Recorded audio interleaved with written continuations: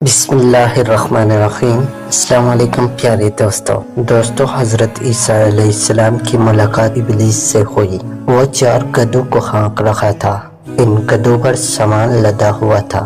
حضرت عیسیٰ علیہ السلام نے ابلیس سے ان گدھوں کے ہانکنے اور سامان کے بارے میں پوچھا۔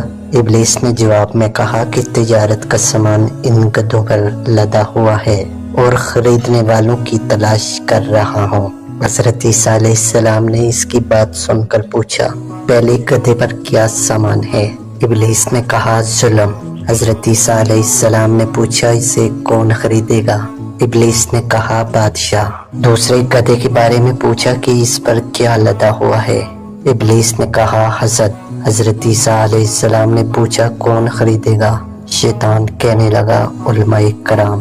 حضرت عیسیٰ علیہ السلام نے پوچھا، تیسرے گدھے پر کیا لاد رکھا ہے؟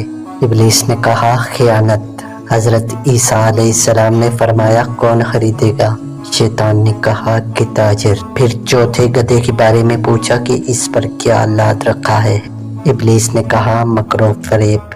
حضرت عیسیٰ علیہ السلام نے پوچھا، اسے کون خریدے گا؟ شیطان نے کہا، عورتیں۔ دوستو، اللہ پاک سے دعا ہے، اللہ پاک ہمیں ابلیس کی تجارت سے محفوظ رکھے۔